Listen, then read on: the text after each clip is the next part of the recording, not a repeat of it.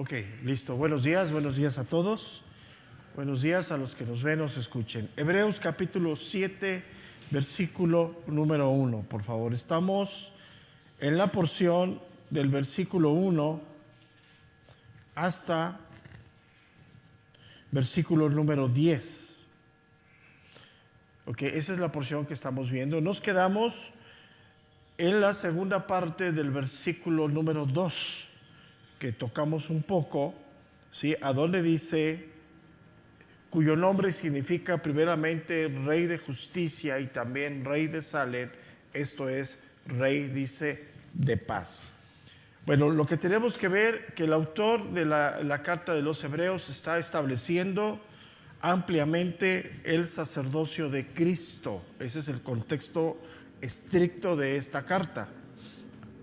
Aunque, como siempre, la Biblia tiene aspectos doctrinales, aspectos morales en todas partes, ¿no? O sea, sí.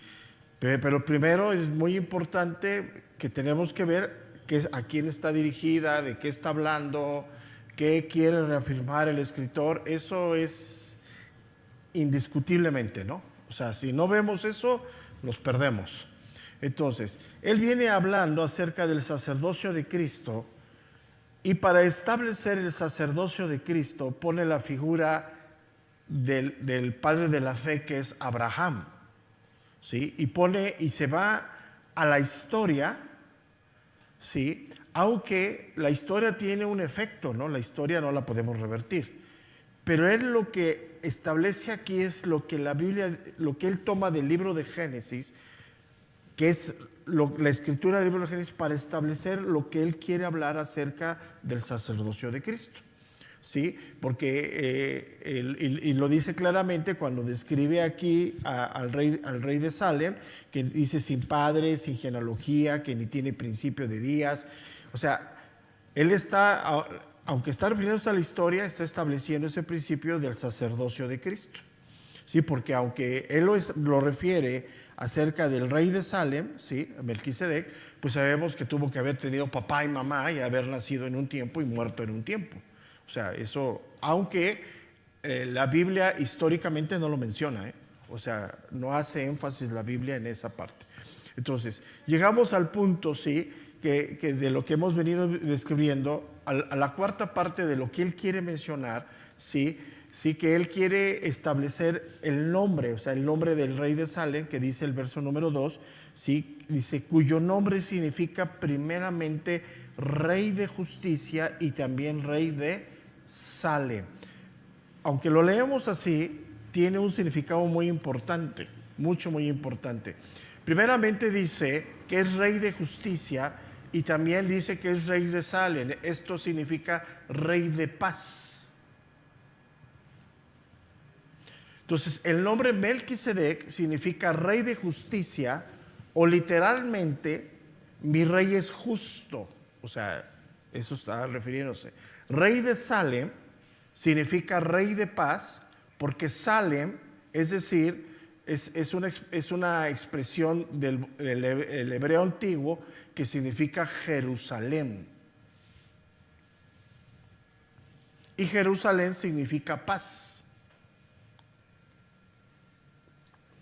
Entonces vemos que el nombre del rey tiene un significado muy grande.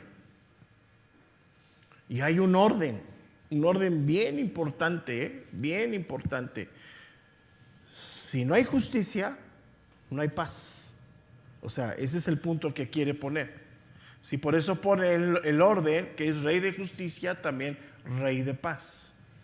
Entonces, la Biblia tiene un orden establecido en los más pequeños detalles. ¿Qué significa o a qué se refiere? Bueno, la Biblia nos enseña que la injusticia es la práctica del pecado.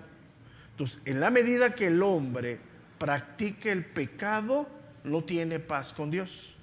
Y en evidencia tampoco tiene, pues, paz interior. Entonces, una de las cosas que él está estableciendo aquí y que ya ha establecido es que hemos sido justificados por la obra de Cristo. Y eso nos trae paz con Dios. Entonces, él toma esa figura del rey de Melquisedec para establecer que la justicia, o sea, la justicia, el haber sido justificados, nos lleva a la paz con Dios. Y también se entiende que la justicia o vivir justamente, ese es el contexto, es pues no practicar el pecado. O sea, somos pecadores, sí, pero no practicamos el pecado. Entonces, ahí es el punto a donde él se está refiriendo en el sacerdocio a la persona de Jesucristo. Ya que lo que la Biblia nos enseña, que la verdadera ciudad de paz es la Jerusalén de arriba, donde Cristo está reinando y va a reinar. O sea, se entiende esa parte. Entonces, cuando venga el tiempo de parte de Dios, seremos trasladados a su reino, a la Jerusalén celestial, a la ciudad de la paz. Pero que ya, como lo hemos venido hablando en Colosenses, el proceso ya inició. O sea, hoy nosotros, siendo justificados, ya tenemos la paz con Dios, ya no practicamos el pecado y debemos vivir en un nivel de paz. ¿Sí me explico? Con nosotros, o sea, tranquilos, ¿no? Entonces, la esperanza que tenemos es llegar a esa ciudad, ¿no? Ese es el llamado, esa es la esperanza que tenemos. Entonces, eso es lo que dice en cuanto al nombre, en la segunda parte del versículo número 2. Dice, cuyo nombre significa primeramente Rey de Justicia y también Rey de Salem, esto es, Rey de Paz. Y luego sigue hablando sobre el sacerdocio de Cristo, aunque está en la persona de Melquisedec, ¿sí? O sea, es el verso número 3 dice el verso 3, sin padre, sin madre, sin genealogía, que tiene principio, que ni tiene principio de días ni fin de vida, sino hecho semejante al Hijo de Dios, permanece sacerdote para siempre. Entonces, aquí enlaza el escritor de Hebreos entre Melquisedec y Cristo. Es la figura. O sea, él viene estableciendo que el sacerdocio de Cristo es conforme al de Melquisedec. ¿Por qué? Porque era muy importante, bajo la ley, el linaje. O sea, nadie podría ser sacerdote establecido por Dios ante la ley de Moisés si no venía de la tribu de Leví. Y sabemos que Cristo no venía de la tribu de Leví según la carne, ¿no? Él venía de la tribu de Judá. Entonces es muy importante, está hablando cuestiones teológicas fuertes, ¿no? Entonces, cuando él se refiere en el verso 3, sin padre, sin madre, sin genealogía, se está refiriendo a Melquisedec. Pero aquí ya no se está refiriendo al histórico, sino al literario. ¿Cuál es el literario? Lo que menciona aquí refiriéndose a Cristo. O sea, el histórico existió. Y el histórico no lo podemos cambiar, pero tuvo papá y tuvo mamá, ¿no? Y ha de haber tenido hijos. O sea, la Biblia no dice nada. Entonces ya quedamos que cuando la Biblia no dice, nosotros también nos quedamos calladitos, porque ya decir algo. Entonces, aquí lo que empieza a mencionar es que este personaje, Melquisedec, aparece en el Nuevo Testamento de manera repentina, ¿sí? O sea, no da genealogía. O sea, cuando establece como sacerdote no dice de dónde viene. O sea, aparece. Y así como aparece, también ¡pum!, desaparece, ¿no? Entonces, en el libro de Génesis, ¿sí? Es muy importante. Si hemos leído Génesis, siempre que habla de un personaje va a la genealogía, de dónde viene, bla, bla. Aquí no. Entonces, en esta narración que él hace, ¿sí? Pareciera que no tuviera antepasados Melquisedec, pero sí los tiene. O sea, él es un hombre. En la diferencia de Cristo, pues él es el unigénito Hijo de Dios. No hay antepasados. O sea, tuvo naturalmente mamá, sí, pero sabemos que todo fue de manera sobrenatural. Entonces, Esa es la diferencia. En cuanto, hablando de Melquisedec, él sí tuvo, pero aquí literalmente lo saca. Pero históricamente, no sé si me alcanzo a explicar, sí existió. Sí tuvo familia, tuvo papá, mamá, pero no lo da. Entonces, ¿qué es lo que está haciendo aquí? Él está estableciendo ampliamente, porque ese es el contexto, el sacerdocio de Cristo, aunque no venga del linaje de Leví. ¿Quién puede romper ese orden? Dios. Pero fíjate, el orden que rompe Dios no es injusto. ¿Sí me explico? ¿Por qué? Porque ya sucedía a alguien. O sea, ¿de dónde aparece Melquisedec? Pues aparece 600 años antes de Aarón, ¿no? O sea, y de hecho lo va a decir adelante, ¿no? Entonces, cuando habla aquí, en el verso 3, es muy importante entenderlo. Sin padre, sin madre, sin genealogía, él lo está hablando de manera literaria, es el mensaje que quiere decir. Pero en la realidad, Melquisedec sí tuvo parientes. O sea, Melquisedec no venía de otro planeta, para que me entiendan, sino tuvo papá, mamá, nació, pero eso no lo quiere reafirmar el escritor de la carta de los Hebreos. Él está llevando el texto al sacerdocio de Cristo. ¿Por qué menciono todo esto? Porque para los sacerdotes levíticos el principal requisito era cumplir la autenticidad de su linaje. O sea, era totalmente, ¿no? Mira, hay la parte de la historia cuando regresan del cautiverio de Babilonia, ¿sí? Se estaba restableciendo todo y muchos que querían ser sacerdotes fueron excluidos porque no pudieron comprobar su linaje de Aarón y fueron excluidos en ese tiempo.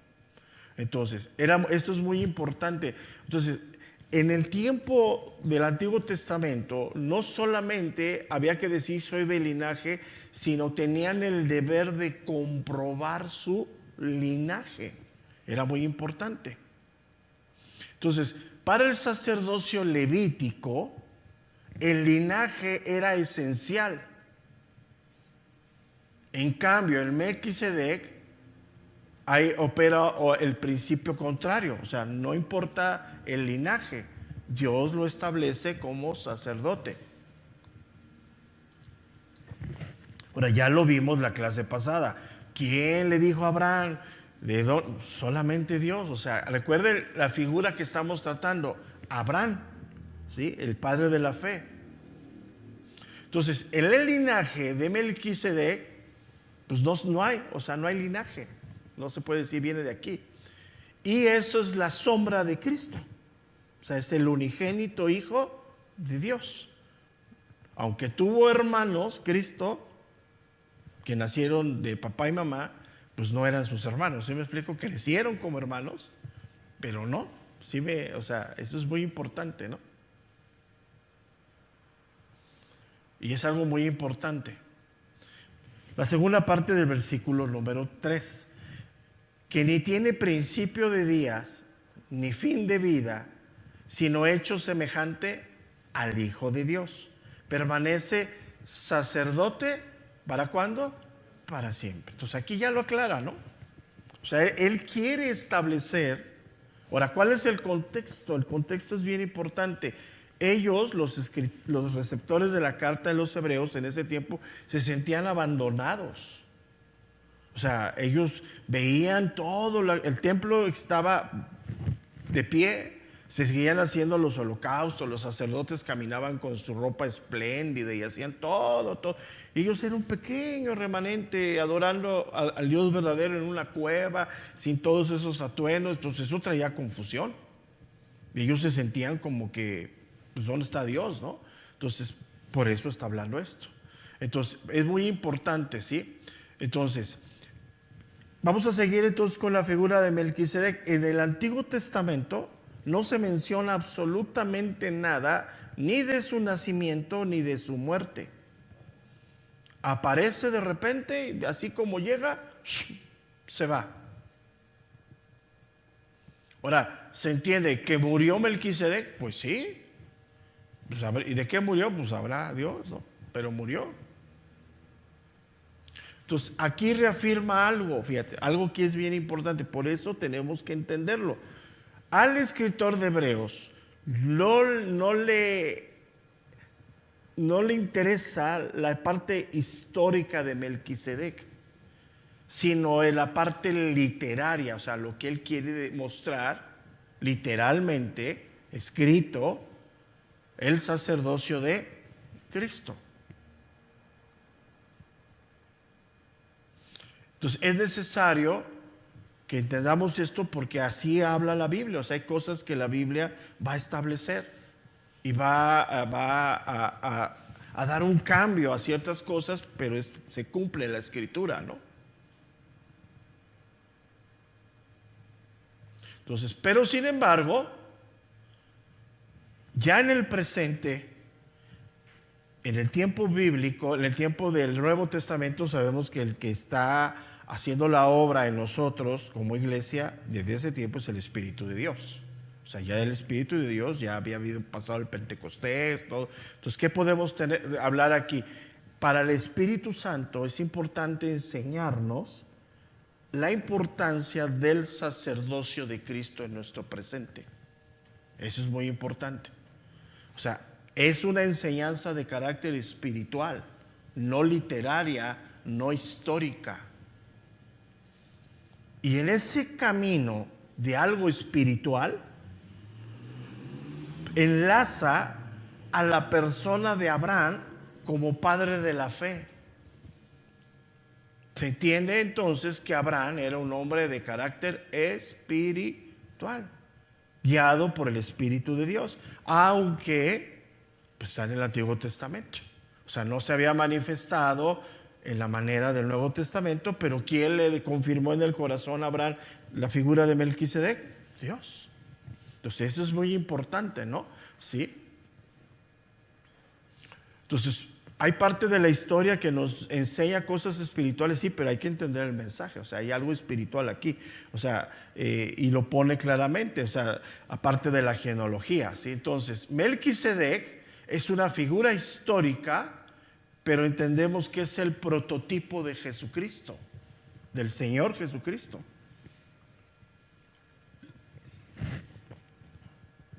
Pero tenemos que entender que es el prototipo. Melquisedec sí nació y sí murió. Cristo nació, murió, pero resucitó. Es la diferencia, ¿no? O sea, Cristo también, ya ves, y ahora es algo serio, en la modernidad están intentando quitar al Cristo histórico, Ya están en la tendencia de que ya en las aulas de las escuelas ya no se afirme el año en el que estamos. O sea, 2026 sí, pero que no digan después de qué. Y están tratando de quitar eso, O sea, ya está, estos tiempos están rudos. No lo pueden quitar, porque es histórico. La historia es historia. ¿Sí? Entonces, y dicen, es que no lo decimos porque muchos no queremos, aunque no creas. Está la historia, es inamovible. Entonces, Jesucristo nació y murió, era de la tribu de Judá, y ya eso lo va a referir más abajo, en el versículo número 14, de aquí mismo, dice, si pues la perfección fuera por el sacerdocio levítico, porque bajo él nació el pueblo de la ley, ¿qué necesidad habría aún de que se levantase otro sacerdote según el orden de Melquisedec y no fuese llamado según el orden de Aarón? O sea, ahí lo va a establecer. Cristo no viene de ese orden, ¿no? Viene del orden que Dios establece de la tribu de Judá según la carne, ¿sí? Entonces, eso es muy importante. Entonces, Cristo nació en Belén, ¿sí? ¿Sí? Y es pues el que gobierna todas las cosas, hoy lo entendemos. Él murió y resucitó.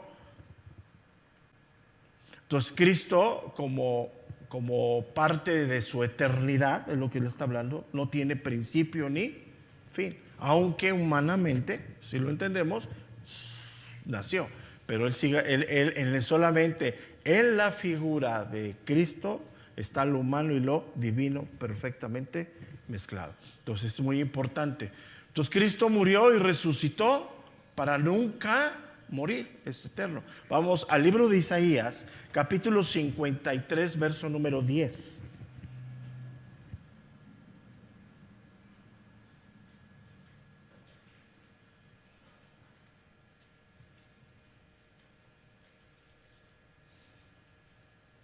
Isaías 53, 10. Con todo esto Jehová quiso quebrantarlo, sujetándole a padecimiento, cuando haya puesto su vida en expiación por el pecado. Verá linaje, vivirá por largos días, y la voluntad de Jehová será en su mano prosperada. ¿De quién está hablando? De Cristo. Entonces, Cristo, sí, no tiene principio ni fin, porque es el Hijo eterno de Dios. Y aquí en la figura literaria, no histórica, en la figura literaria, Melquisedec no tiene ni principio ni fin. ¿Por qué? Porque el escritor no se va a la genealogía de Melquisedec. Entonces, lo que está haciendo, pues muy importante esto, porque lo que viene abajo no lo vamos, o sea, lo que viene después del versículo 4 no lo vamos a entender si no queda claro que él está poniendo la figura de Jesucristo en todo esto. O sea, lo que sucedió históricamente entre Abraham y Melquisedec es la figura de Jesucristo hoy con nosotros, porque ¿quién representa Abraham? A la familia de la fe, somos nosotros. Él es el padre de nuestra fe, Él es el precursor de todo esto. Y aquí ya lo va a establecer. Entonces, aquí ya vamos a entrar a un tema muy importante a partir del verso 4, que es el versículo 4 y hasta el versículo 6 todo completo. Vamos a ver hasta dónde nos alcanza el día de hoy. Pero aquí entramos a un tema crucial, O sea, ya entendimos la figura de Cristo, ¿no? En Melquisedec. O sea, cuando Abraham recibe la bendición de Melquisedec, entendamos, no lo recibe del hombre, aunque era la figura física. ¿La recibe de quién? De parte de Dios. Y cuando sale al encuentro y le da a Abraham el diezmo a Melquisedec, ¿Abraham a quién se lo da? ¿Al hombre o a quién? A Dios. Pero ¿quién es el presente? Pues esa parte no nos queda a veces clara, ¿no? Porque en el pecado queremos separar cuando nos conviene a Dios de la iglesia y a Dios, o sea, no, es un conjunto. O sea, por eso el Señor Jesús dijo, ¿cuál es el primer mandamiento? Y el segundo, dijo, es semejante. Entonces, cuando no entendemos eso, estamos perdidos.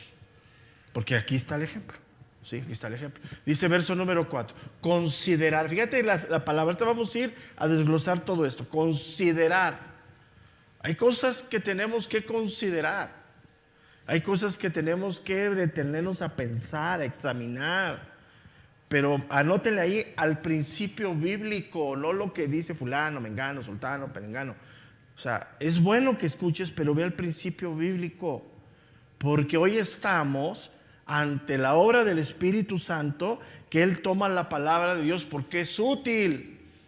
O sea, yo voy a la Escritura, abro mi Biblia así, y oro a Dios, Señor, no haya perjuicio en mi corazón, no, o sea, yo quiero ver lo que tú, o sea, enséñame, ¿no? Por eso dice considera. Fíjate cómo cuando ya dejó claro la figura de Cristo como sumo sacerdote, llama a los receptores de la carta que consideren. ¿Por qué es importante todo esto?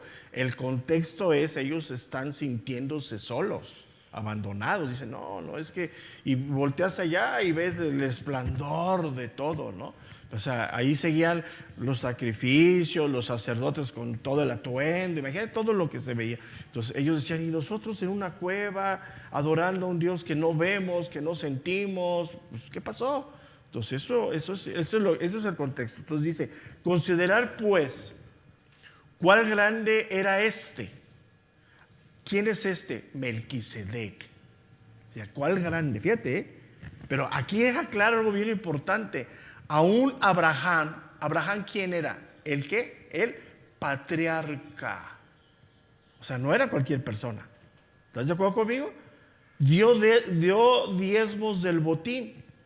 Ciertamente, lo que de entre los hijos de Leví recibe del sacerdocio, tiene el mandamiento de tomar del pueblo los diezmos según la ley.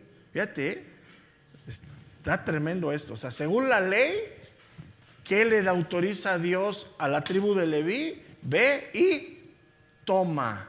Fíjate, pero el contexto es que Abraham le dio. Ahora, cuando viene el encuentro de Abraham y Melquisedec, ni en la cabeza de Abraham existía la ley. La ley fue dado años, siglos después. O sea, pero de ahí viene el linaje. De ahí viene el linaje. Entonces hay que entender los tiempos. Perdón si algo se me metió en mi ojo. Hay que entender los tiempos. Entonces dice, ciertamente los que de entre los hijos de Leví reciben el sacerdocio, tienen mandamiento. ¿Qué es un mandamiento? Una orden explícita de Dios. Fíjate, una orden explícita de Dios. De tomar del pueblo los diezmos según la ley. Es decir, de sus hermanos, aunque estos también hayan salido de los lomos de Abraham. O sea, todos los de la fe somos ¿de quién? De Abraham. Pero dentro del orden, ahí establecido por Dios, la tribu de Leví, que era la tribu que hacía la intercesión del pueblo con Dios. Eso significaba, eran los sacerdotes, ¿no? Entonces, verso número 6. Pero aquel cuya genealogía no es contada de entre ellos, o sea, ¿quién la genealogía? Está hablando de Melquisedec. Tomó de Abraham los diezmos y bendijo al que tenía las promesas. Bueno, aquí vamos a entrar a tema serio, fuerte, importante, ¿sí? Lo primero que hace el autor de la carta de los Hebreos es que hay que considerar. Eso es lo primero que hace.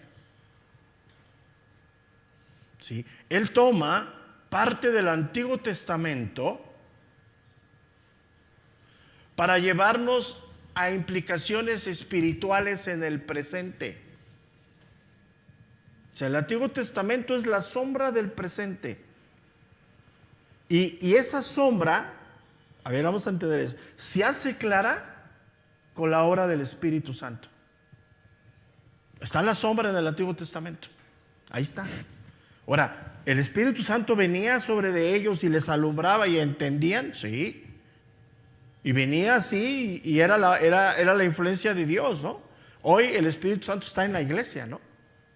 Hoy la iglesia puede entender, puede comprender ampliamente, no por nosotros, no porque seamos muy buenos, muy teólogos, sino es la obra del Espíritu de Dios en nosotros. Alumbrando los ojos de vuestro, dice, entendimiento. Entonces, es bien importante que rompe la luz, el pecado. O sea, cuando yo no veo espiritualmente el mensaje, no es que el Espíritu Santo no lo revele, es mi pecado. O sea, apaga la luz. Entonces es muy importante que debemos de meditar esto. El Espíritu de Dios quiere enseñarnos, quiere instruirnos de hechos históricos a verdades espirituales. Hay muchos hechos históricos en el Antiguo Testamento.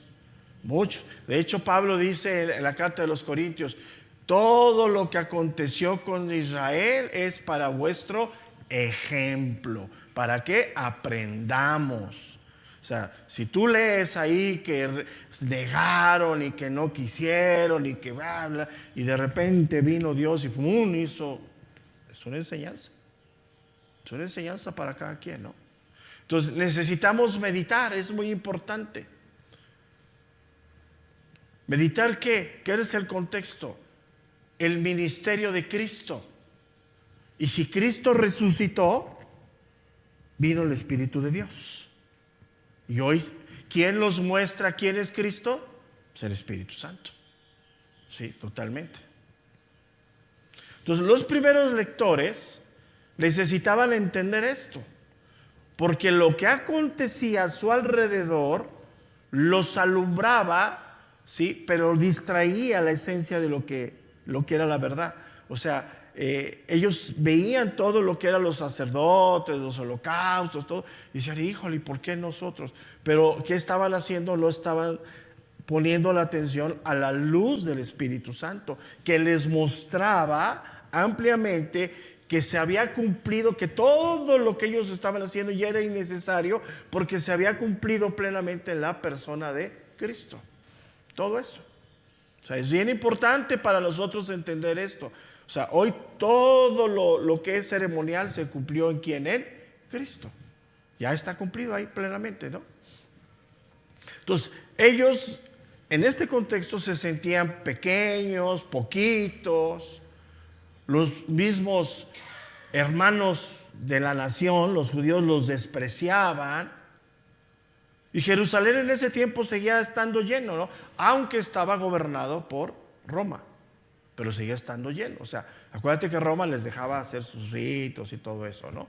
Entonces, era muy importante. Imagínate, quiero que medites en esto, los ropajes, los actos, todo lo que acontecía. Entonces, la pregunta es, ¿y nosotros como cristianos qué? O sea, ¿qué pasa, no? Entonces ellos hacían esa pregunta, ¿no? Se cuestionaban. ¿Y qué era lo que estaba aconteciendo? Muchos estaban apostatando de la fe. O sea, ese es el contexto, ¿sí? Entonces, ellos pues no veían a Dios, no lo sentían, no veían nada de eso. Y aparte de eso, súmale el desprecio, el abandono, la miseria, todo eso, ¿no? Entonces, lo que hace aquí, ¿sí? Es primeramente a los destinatarios de la carta quitarle todas sus dudas. ¿Y quién va a hacer eso? O sea, ¿quién va a hacer eso? El Espíritu de Dios. El Espíritu de Dios. O sea, siempre es la fuente, ¿no? Así dice que si tenemos sed, ¿quién es el que nos sacia? Dios. Entonces, esa palabra vamos a entender. La palabra considerar significa observar, significa ver.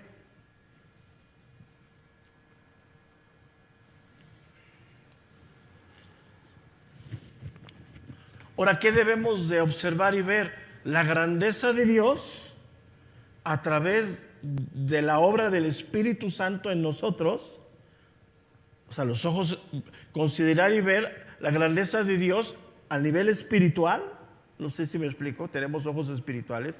Y ya no querer ver las cosas de Dios de carácter natural. Ahora imagínate la grandeza del sacerdocio levítico, ¿no?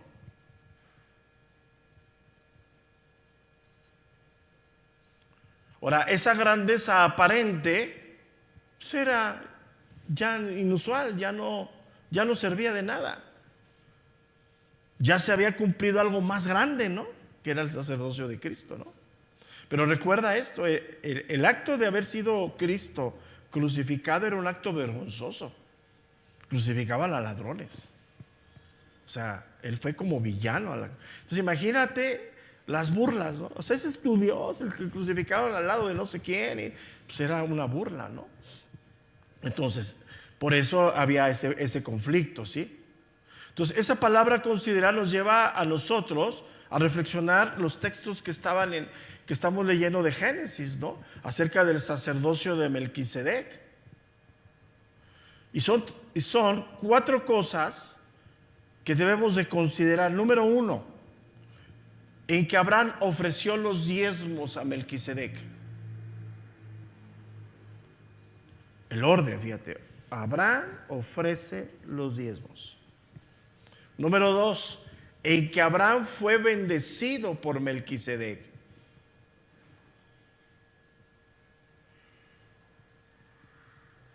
Número 3, que el sacerdocio de Melquisedec es permanente, que es la figura de Cristo.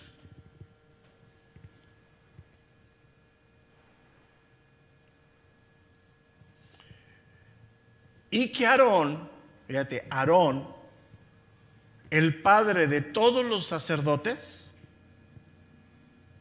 diezmó a Melquisedec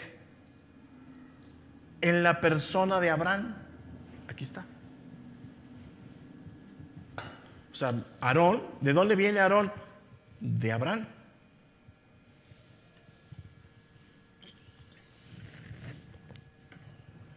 ¿Y nosotros de dónde venimos? Por la fe. ¿Estás entendiendo? Ahora, ¿quién te revela eso?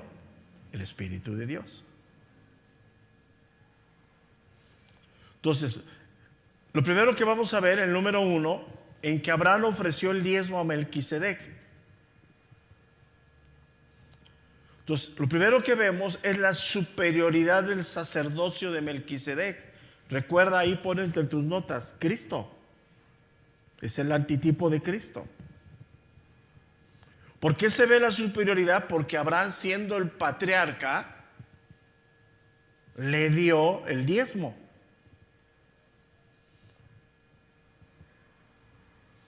Génesis, está en el libro de Génesis capítulo 14. Abraham venía de derrotar a los reyes.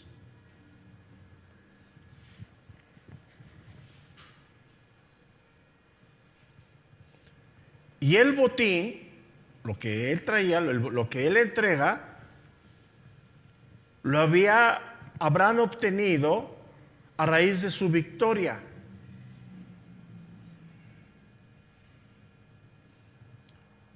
Y nos enseña, esta es una enseñanza bien fuerte, la verdad, el Espíritu te tiene que hablar, que Abraham no guardó nada para sí, sino se lo dio a Dios.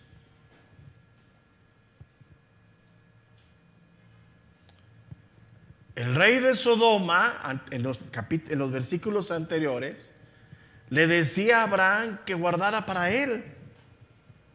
Y él dice no. Génesis 14, verso número 22. Génesis 14, versículo número 22. Y respondió Abraham al rey de Sodoma: he alzado mi mano a Jehová Dios Altísimo, creador de los cielos y de la tierra, que desde un hilo hasta una correa de calzado nada tomaré de todo lo que es tuyo, para que no digas yo enriquecí a Abraham, excepto solamente lo que comieron los jóvenes y la parte de los varones que fue conmigo, Aner, Escodi y Maner, los cuales tomaron, dice, su parte. Entonces, Abraham, si no toma para sí, aunque estaba esa parte en el rey de Sodoma, él, sin embargo, según la crónica literaria y parte de la historia, nos enseña el escritor de Hebreos que él entrega el diezmo a Melquisedec, el diezmo del botín de lo que él obtiene.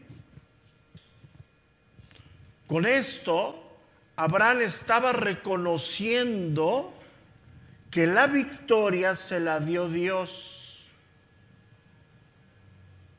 Ahora, ese es el contexto histórico.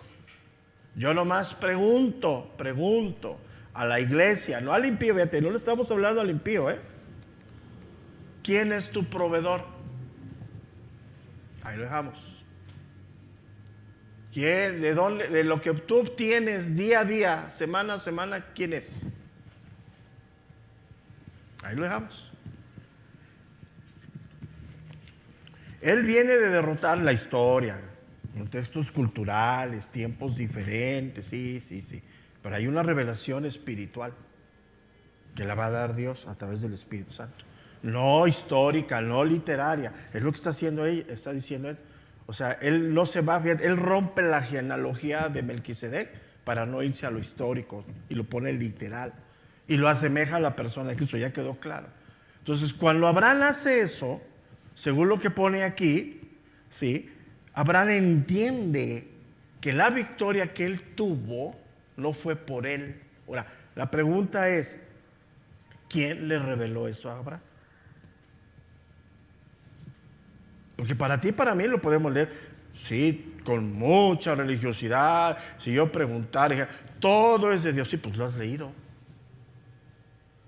Hoy tenemos, pero de que lo leas, lo entiendas y se guarde en tu corazón, hay abismalmente. ¿Cómo dicen? De la sopa a la boca. ¿Cómo es el refrán? Ese. Puedes tener la sopa y mira, ¡pum! Así sencillo. Pero ¿de dónde parte? Ahora, ¿de dónde parte todo esto? Del corazón. ¿Forzó Melquisedec a Abraham? Porque ya entramos a la ley, ¿eh? La ley es un mandamiento. ¿Forzó Melquisedec a Abraham? No. ¿Sabes qué dice el endurecido? No, es que no es a la fuerza. No, nada a la fuerza. ¿Sabes que Dios nos pone la vida moral y nos invita? ¿Sabes qué dice claramente la Escritura? Despójate y vístete. Pero le habla a la iglesia. Si tú no te despojas de tu manera de pensar, no te puedes revestir del nuevo hombre según Cristo. Entonces, cada quien dice lo que quiere. No, es que no. Mira, así suenan las cosas. ¿Está bien? Abraham, el padre de la fe, el que nos pone Dios como modelo. Ahora, Abraham, después de todo esto que hizo y reconoció a Dios y le dio, ¿iba a ser probado Abraham? Claro que sí. Ahora, ¿por qué? ¿Cuál era el propósito de Dios probar la fe de Abraham? Para Dios no, para Abraham. Asegurar eso. Entonces, cuando él regresa con la victoria, le da a Dios lo que le corresponde a Dios. ¿Y a quién se lo entrega? Al sacerdote Melquisedec. ¿A quién representaba Melquisedec? A Dios. Pero era un hombre. Ahora, fíjate, Abraham era el patriarca. Físicamente, ¿quién era el más poderoso? Abraham. Entonces, ¿qué dice aquí? Mira, vamos a leerlo con calma. Voy aquí. Dice el verso número 4. Fíjate, hay que leer con calma. Considerar pues cuál grande era este, a quien aún Abraham, él, ¿qué dice él? Patriarca. No era cualquier figura. ¿Qué hizo el patriarca? Le da a Dios lo que es de Dios. Y lo llama claramente el patriarca. ¿Por qué? Porque esta carta está dirigida a hebreos. Y ellos reconocían y sabían que Abraham era el padre de la nación. Así lo consideraban. Y aquí se los deja claro. ¿Sí? Pero no lo dice aquí, fíjate, no lo dice con la intención de engrandecer a Abraham, sino lo que él hace es engrandecer a Cristo, que está representado ¿por quién? Por Melquisedec.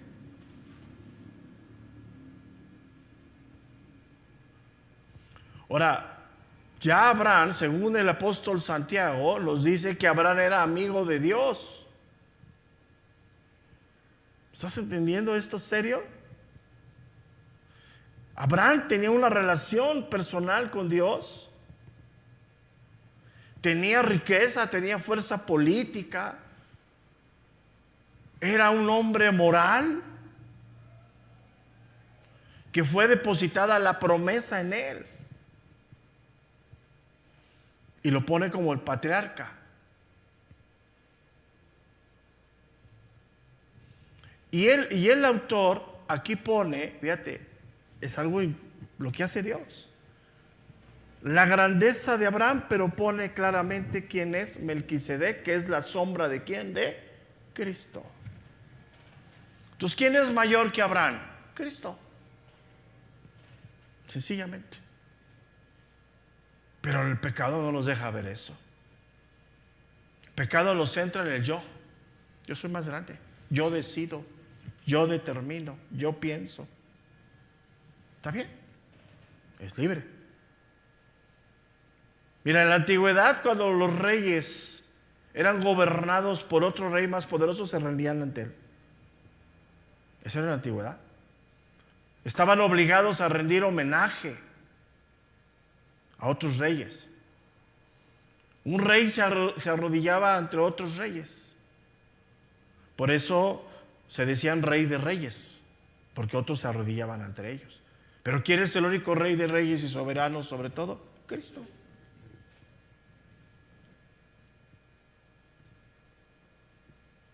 Entonces era claro que el que tenía mayor autoridad, el que se le doblegaban, se le hincaban.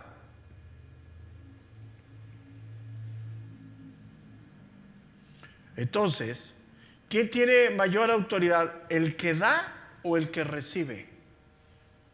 El que recibe, que es Melquisedec. Pero literalmente la figura, ¿quién era? Abraham. Entonces, fíjate, la talla espiritual de Abraham era grande, ¿no? Ya era Abraham. Ya hasta el nombre se le había acabado, ¿no? Cambiado. Y él es el que se doblega y le da homenaje a Melquisedec ofreciéndole los diezmos. Entonces, ¿de dónde viene? ¿Cómo podemos resumir todo esto? Es un acto que viene del corazón. Ahí está. Pero solamente el espiritual acomoda lo espiritual a lo espiritual y el natural a lo natural. Cada quien sabe.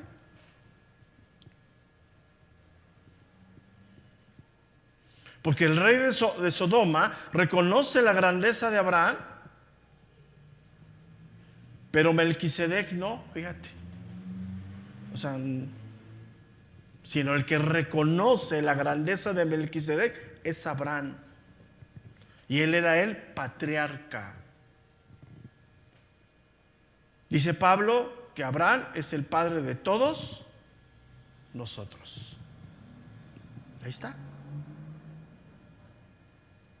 Luego el versículo 5 ya se va sobre los hijos de Leví, que también es bien importante. Dice el versículo 5: ciertamente los que de entre los hijos de Leví reciben el sacerdocio, ya vimos que lo reciben por linaje, tienen mandamiento de tomar del pueblo los diezmos según la ley, es decir, de sus hermanos, aunque estos también hayan salido de los lomos de Abraham. Ay, Dios mío. Mira, primeramente no hay escogidos en el plan de Dios. Todos venimos del mismo Padre. Todos somos hijos de Dios. ¿Estás de acuerdo conmigo? Pero hay funciones. ¿Quién determina esas funciones? Dios. Sencillo. O sea, bien sencillo esto. Pero ¿quién te confirma eso? El Espíritu de Dios. Los hombres no. Siempre la carne se va a poner a la voluntad de Dios y al orden de Dios, a todo, siempre, siempre. Porque una de las justificaciones que se dan, ¿y por qué a él? Pues yo no sé. Nadie escoge. Mira, hay quien se pone aquí por placer, porque si yo quiero, pero nadie escoge. Ya ves que en los últimos años es como un proyecto para muchos, ¿no? Quiero ser pastor. Si supieran. Si supieran lo que es vivir por fe. Si supieran. Pero sin embargo, fíjate, cuando cumples la voluntad de Dios, viene la bendición de Dios. Ahí está, punto. Entonces, lo primero que vemos en el verso número 5 es que el linaje en la ley es importante.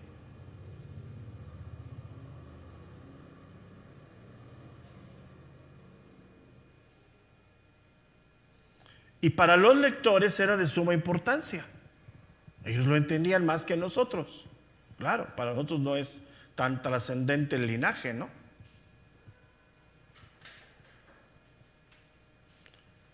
Pero sin embargo, él empieza en el versículo número 4 con una palabra que ya la vimos, la palabra considerar.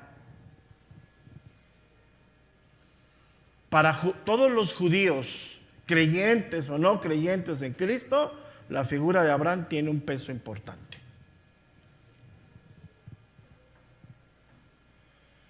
Y lo que él está estableciendo aquí, insisto, es el sacerdocio de Melquisedec, que es el prototipo de Cristo. Y deja claro que lo establecido por Dios es que los hermanos de la tribu de Leví, que eran hermanos del pueblo de judíos, salidos de ahí mismo, recibían los diezmos de sus propios hermanos.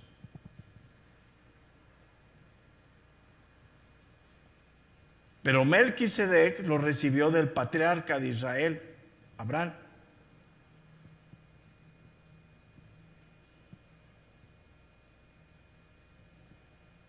Ahora, cuando habla de la tribu de Leví, que es lo que está diciendo aquí, no habla de todos, a todos los descendientes, sino los que eran llamados de parte de Dios al sacerdocio, no todos, aunque venían de la tribu de Leví, pero no todos.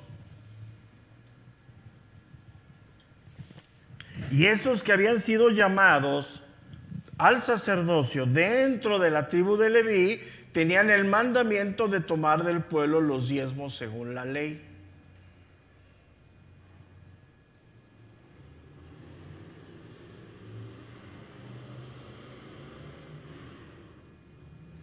Y los levitas, vemos claramente en la historia y en la narración bíblica, que a ellos no se les dio ningún territorio propio cuando se reparte.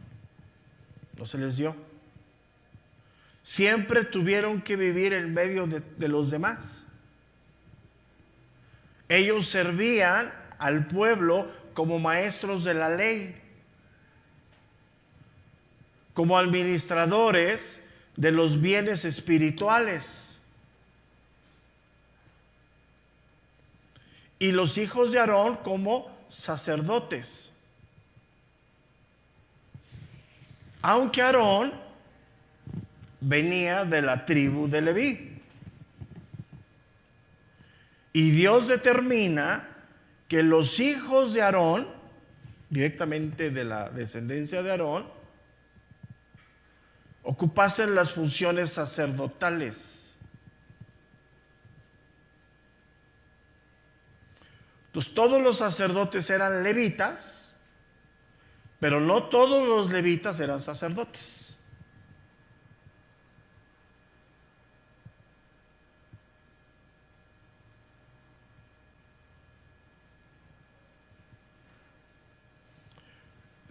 Y no todos los descendientes de Aarón recibieron el sacerdocio. Primeramente, deberían de ser de la casa de Aarón, y segundo, deberían de haber sido santificados para el servicio a Dios.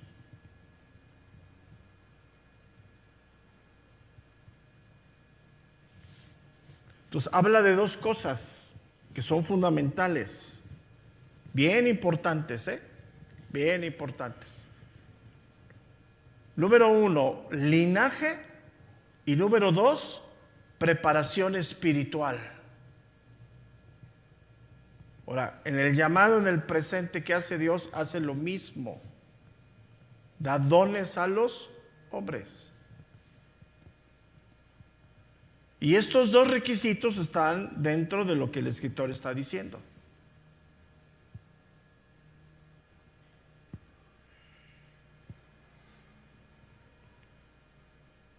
Entonces, lo que deja claramente aquí, según la ley, que los israelitas tenían que diezmar a los levitas.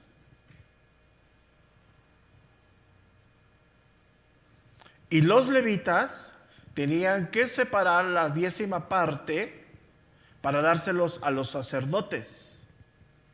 Así era.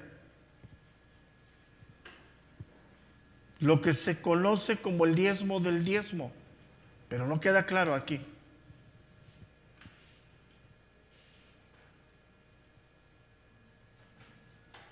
Entonces, los sacerdotes levíticos recibían los diezmos de sus hermanos, ya fueran judíos o levitas, no importaba, porque todos venían de la descendencia de Abraham.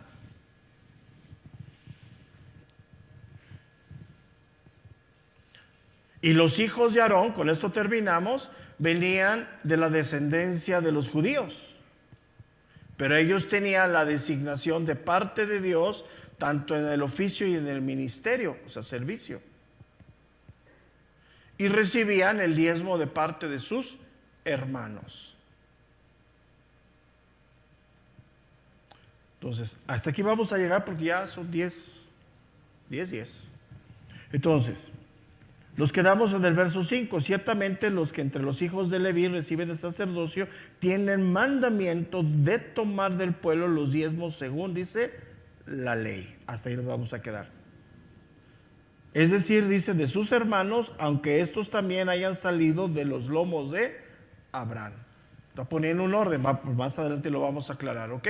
Entonces vamos a dejarlo aquí porque se va el tiempo rapidísimo. Recuerden que a los que nos están viendo, en una media hora iniciamos Mujeres de Fe y hoy, en este sábado, con esta reunión de Mujeres de Fe, terminamos las actividades sabatinas, ¿sí? Entonces, si Dios nos da vida, nos vemos en un ratito y mañana 8:30 de la mañana y 11:30 nuestras reuniones, ¿ok? Gracias a todos, buenos días a todos.